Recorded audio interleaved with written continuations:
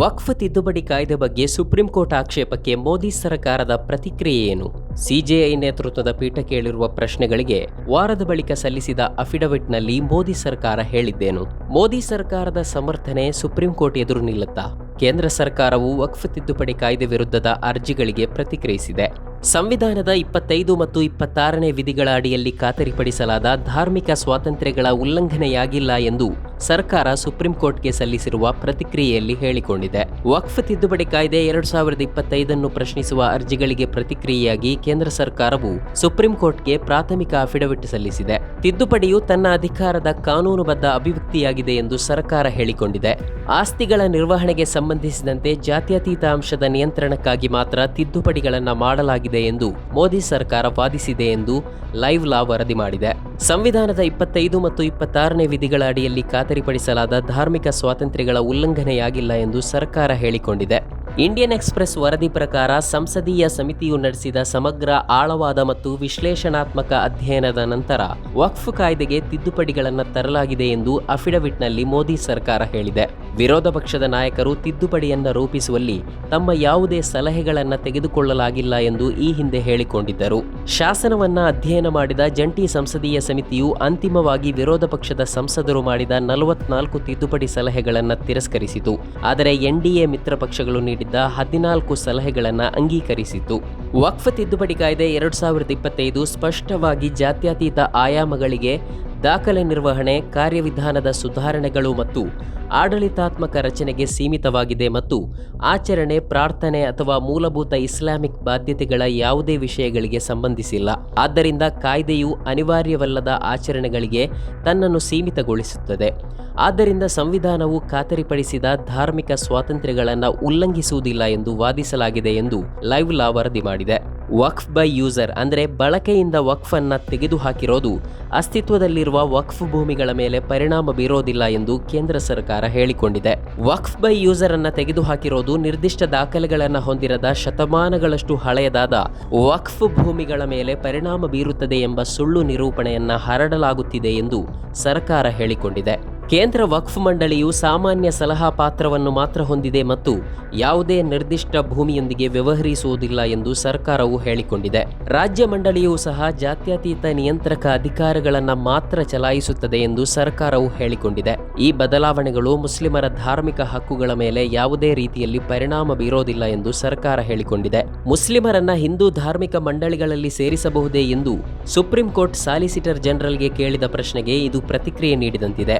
ಸರ್ಕಾರಿ ಭೂಮಿಯನ್ನ ವಕ್ಫ್ ಎಂದು ಘೋಷಿಸಿದ ಆಶ್ಚರ್ಯಕರ ಉದಾಹರಣೆಗಳಿವೆ ಎಂದು ಸರ್ಕಾರ ಹೇಳಿದ್ದರೂ ಅಂತಹ ಉದಾಹರಣೆಗಳನ್ನ ಅದು ಪಟ್ಟಿ ಮಾಡಿದೆಯೇ ಎಂಬುದು ಸ್ಪಷ್ಟವಾಗಿಲ್ಲ. ಸಂಸತ್ತು ಜಾರಿಗೆ ತಂದ ಪ್ರತಿಯೊಂದು ಕಾನೂನು ಸಾಂವಿಧಾನಿಕ ಎಂದು ಭಾವಿಸಲಾಗುತ್ತದೆ.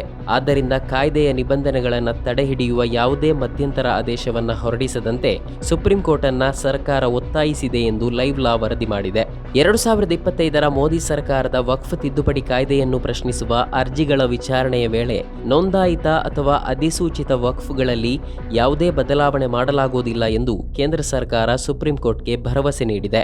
ಏಪ್ರಿಲ್ 17ರಂದು ಈ ವಿಚಾರಣೆ ನಡೆದಿತ್ತು. ಮೇ 5ರಂದು ನಡೆಯುವ ಮುಂದಿನ ವಿಚಾರಣೆಯವರೆಗೆ ವಕ್ಫ್ ಕಾಯ್ದೆಯ ಸೆಕ್ಷನ್ 9 ಮತ್ತು 14ರ ಅಡಿಯಲ್ಲಿ ಕೇಂದ್ರ ಸರ್ಕಾರ ವಕ್ಫ್ ಕೌನ್ಸಿಲ್ ಮತ್ತು ರಾಜ್ಯ ವಕ್ಫ್ ಮಂಡಳಿಗಳಿಗೆ ಯಾವುದೇ ನೇಮಕಾತಿಗಳನ್ನು ಮಾಡುವುದಿಲ್ಲ ಎಂದು ಕೇಂದ್ರ ಸರ್ಕಾರ ನ್ಯಾಯಾಲಯಕ್ಕೆ ಹೇಳಿದೆ.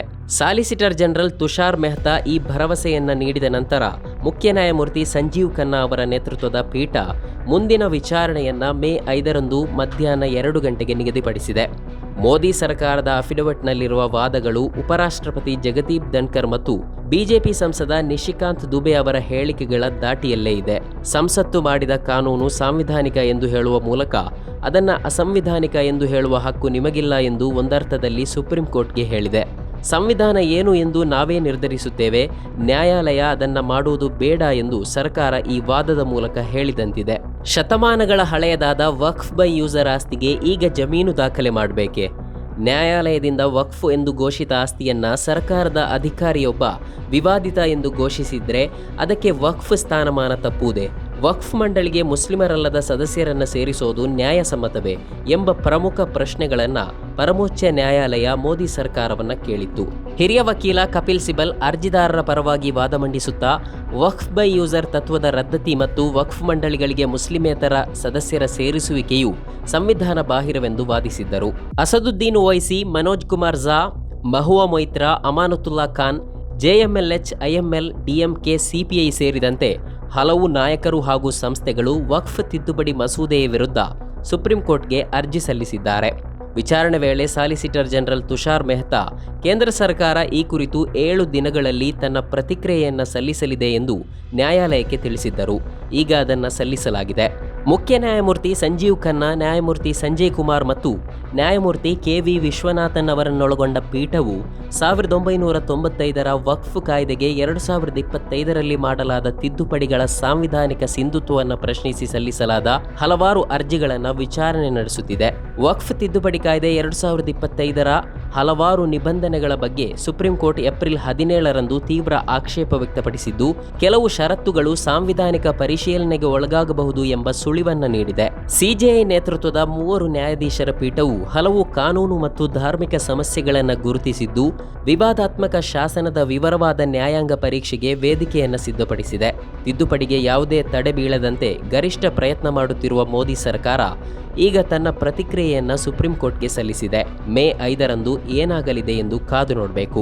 ನಮ್ಮ ಕಾರ್ಯಕ್ರಮಗಳನ್ನು ನೀವು ನೋಡ್ತಾ ಇದ್ರೆ ನಮ್ಮ ಚಾನೆಲ್ ಅನ್ನ ಸಬ್ಸ್ಕ್ರೈಬ್ ಮಾಡಿ, ಪಕ್ಕದ ಬೆಲ್ ಐಕಾನ್ ಒತ್ತಿ ನಮ್ಮನ್ನ ಬೆಂಬಲಿಸಿ.